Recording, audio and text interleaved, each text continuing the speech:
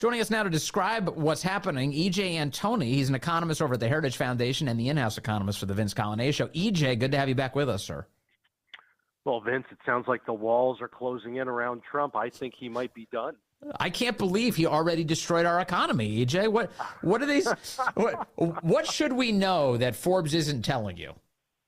Well, how about for starters, the fact that the two surveys that compose this jobs report are taken the week of the 12th day of the month. So the surveys were actually conducted before Donald Trump was even inaugurated. This has absolutely nothing to do with the inauguration. I mean, my goodness, I don't even think these folks know how to read a calendar.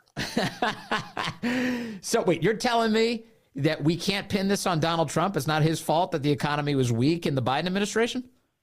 Well, I mean, hey, this is a 20-minute segment. I'm sure we can find a way before the end of it.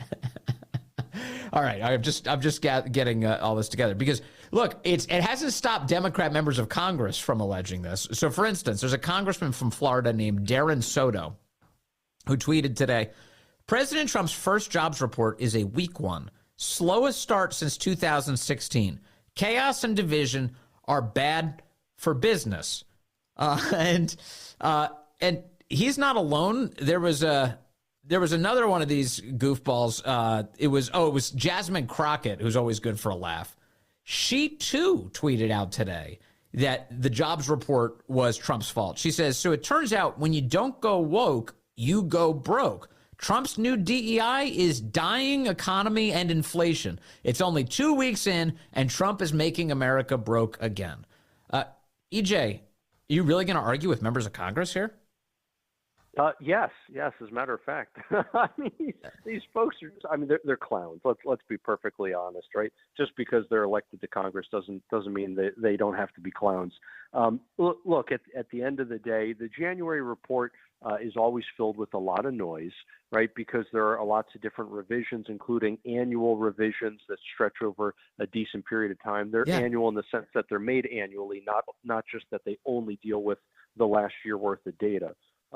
But what's interesting is that despite all of the huge downward revisions to private sector jobs, and we can get into that, how all that works and how big the numbers were, what I found really interesting was that the group of people that had the lowest unemployment rate at the end of the Biden administration, it wasn't anyone in the private sector, it was government workers, Vince.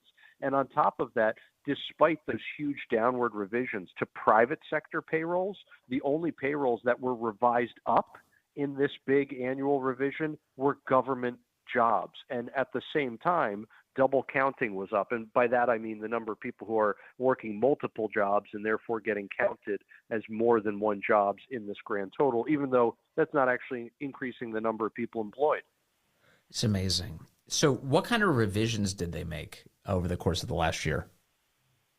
Well, essentially, this is part of what they call the annual benchmark procedure. And what it essentially does is it tries to take the best data available and go back and revise the numbers so that we can, again, try to get things as accurate as possible. And essentially what they did, if you look at all the months for 2024, they were all revised down. The average downward revision was about 620 or 630,000 jobs. So pick any random month you want from that year. Per month? And the total, this is the total number of jobs. So this is not the number of jobs we're adding or losing per month. This is just the total number of jobs. So at any point in time last year, we were overstating the total number of jobs by more than 500,000. I mean, there's a reason, Vince, why people were so unhappy about the economy, despite all of the incredibly positive headlines around it. So the jobs numbers did not reflect reality. And you have, as someone who watches these down to the minute, I mean, you're tracking them as they're coming out every month. What was the trend during the Biden era? Were we constantly receiving overstatement when it came to the health of the economy? That's exactly right, at least when it comes to the job market. we kept getting these blockbuster reports, and then we've had an unusual number of downward revisions. And it's not just that we see more and more of the jobs reports getting revised down. In other words, over a very long stretch of time, you should have about half revised up and the other half revised down, right? Sure. It should basically be a coin flip if it really is what we call a random walk. But instead, we consistently see most of these reports getting revised down. So again, you get your blockbuster headline, and then in future months it's revised down, and then we get these annual benchmarks where we have even bigger downward revisions there. So once again, it looks really great at first, and it turns out it's nowhere near as good. And these are just the headline numbers. You start diving in to the details of these reports, and you see things are much, much worse, especially when it comes to what we were just talking about, how you have a disproportionate number of jobs being added in government. Okay. Give me the final report card on the Biden era and what it meant for native-born Americans. You have made a special emphasis on talking about the difference between workers who are born in other countries and then immigrate here to work versus native-born Americans. I think that's a useful thing because I'd like to know how native-born Americans have been doing. What have you learned? What happened in the Biden era? Well, regarding a report card there, I don't know how you give a grade other than an F. We have, again, this is the last report of the Biden administration because the surveys were conducted before he left office. So if you compare this with pre-pandemic, we essentially have roughly the exact same number of native-born Americans working today as back then, and that's despite what we're told is a sizable increase in native-born population. So apparently we have a lot more native-born Americans, but none of them are actually working. Conversely, all of the net job growth that we have seen over the last 5 years, so from January of 2020 to January of 2025, all of that net job growth has gone to foreign-born workers. That is essentially the Biden legacy. And you may say, okay, well, but Biden wasn't president in January 2020. That's absolutely correct. But the problem is in January of 2021, both of those cohorts, whether native-born Americans or foreign-born workers, both of those cohorts had very depressed levels of employment because the economy was still reopening. Don't forget, you still had most of the governors in blue states who had purposely kept their economies closed throughout 2020, many of whom made it literally illegal for folks to go back to work. So if you really want a true baseline, that's what you have to look at. And that's just a baseline level. If you want to talk about the baseline trend, foreign-born workers several years ago returned to their pre-pandemic trend in terms of job growth. But native-born Americans, conversely, are millions below where they should be if you look at that same pre-pandemic trend. Talk to me about federal government workers. You mentioned a moment ago that the government workforce had the lowest unemployment, meaning that the government hired like crazy in order to pad the employment numbers. You have identified before, and I think the number is 80-1, but I want to verify with you, the number of private sector workers it takes to cover the salary and benefits of a single federal government employee. What is that number? No, that's exactly right, Vince. 80-1, I think, is a really good ratio. And the reason for that is because for a single private sector worker, even if, let's say they pay a certain percentage of their income in federal income tax, not all of that federal income tax can go to supporting public sector workers. Only a small portion of it can because there's so much else that the federal government spends its money on. So again, you need many, many private sector workers to support a single government worker. And if you are not adding jobs at that ratio, if you're adding it less than that, which is exactly what we've seen over the last several years, then that's simply unsustainable. One of the things that's really crazy going through really digging through this report today is that if you look at this last year of the Biden administration, about 2/3 of all the jobs added were funded by taxpayer dollars. So you can call it a direct hire when you work for the government, or you can call it, I think, an indirect hire if you're working in a role that is paid for by taxpayer dollars. The example we've used in the past on your show is when the government gives a grant to a school and they hire a teacher, or the government gives a grant to a hospital and they hire a doctor. Both of those people's salaries are still being paid for by taxpayer dollars. Yeah, no question. No question. All right, let me ask you about taxes. President Trump is working with Congress right now on his tax plan. I'll let Karoline Leavitt here, the White House press secretary, describe what President Trump is proposing. So these are the tax priorities of the Trump administration that the president has laid out for members in that meeting today. No tax on tips, which is obviously a very public campaign promise that the president made. No tax on seniors' Social Security.